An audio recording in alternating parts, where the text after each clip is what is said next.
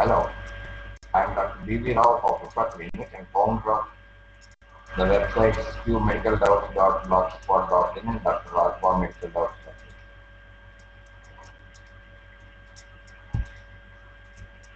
In these videos, I am providing the basic knowledge about the commonly occurring diseases for the knowledge of general people and for basic knowledge for medicals. Today, I am going to discuss about the whooping cough, transmission, diagnosis, and treatment.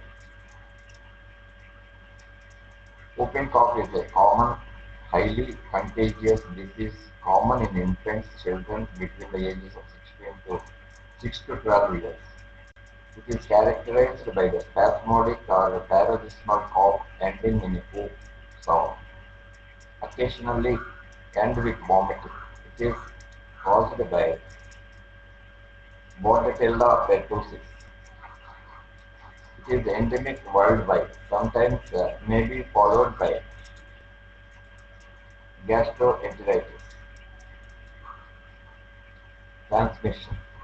It is spread by droplet infection from active cases, especially during catarrhal and paroxysmal stages. Clinical features. The incubation period is 7 to 14 days. The disease runs for about 6 weeks and is divided into 3 stages, each lasting for 2 weeks.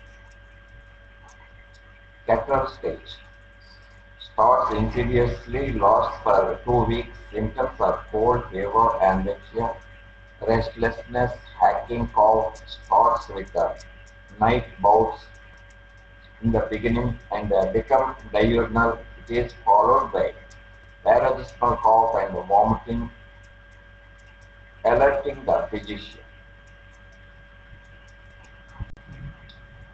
Paroxysmal stage.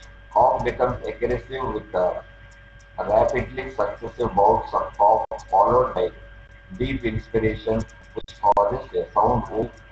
The cough is triggered by crying, feeding, and excitement. Convalescent stage. The symptoms regress, cough becomes less intense, vomiting, seizures, and slowly becomes healthy. Diagnosis. The characteristic whoop is the primary diagnostic point. Total WBC count. It is low in the starting but increases sometimes as high as 80,000. Differential count. There is increase of lymphocytes up to 90%. There may be moderate rise of eosinophilia during convalescence. Yes, sir. It is very characteristic and as low as 1 ml. X-ray. Patchy atelectasis, even in mild cases, emphysema, pneumothorax, or flare-up of primary tuberculosis may be seen. Bacteriological diagnosis. Caused organism may be isolated by hot plate technique or nasopharyngeal swab. The organism may be obtained in catarrhal stage. Culture and sensitivity. By supralaryngeal swab or thick mucus from the nostril after cough may be good material to have organism grown in culture. Borden Gongo medium or Nicholson and Turner's medium may be used for culture. Fluorescent antibody technique offers considerable help in diagnosis. Serum antibodies test may not be much of help. Differential diagnosis. It is to be differentiated from acute leukemia, foreign body in the respiratory tract, progressive primary tuberculosis, influenza, adenoviral infections, and cystic fibrosis of the pancreas.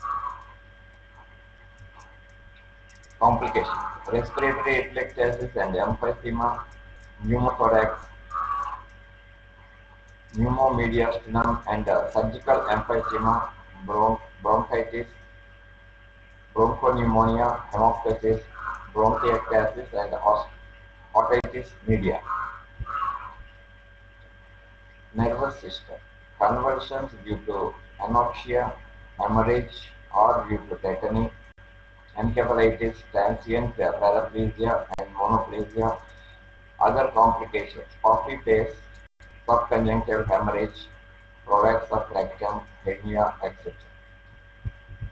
Treatment: asymptomatic symptomatic treatment. Adequate nutrition, frequent small feeds are given every 30 minutes to prevent vomiting. Midrinda, 10 minutes before feeding may prevent vomiting. Proper hydration is important. If complicated, hospitalization is important. Suction of oropharyngeal secretion is important and life-saving. Sedatives, antispasmodic cough mixtures are of value to control nighttime cough. Cough suppressants containing CPM may be helpful. Secondary infections are controlled with appropriate antibiotics. Specific treatment: tetracycline 20 milligrams per kg per day or chlorothiazole 50 to 100 milligrams per kg per day are used with good results. The drugs are used for 7 days. If oral therapy is not possible, parenteral route is used. Gamma globulin. 3 to 6 units may be beneficial. Isoniazid is beneficial. Prevention. Passive, passive immunization using hyperimmune gamma globulin IM soon after exposure to the disease and repeated after 5 days. Active immunization. DPT combined vaccine for diphtheria, pertussis, and tetanus. History of conversions prior to vaccine or following vaccine is a contraindication.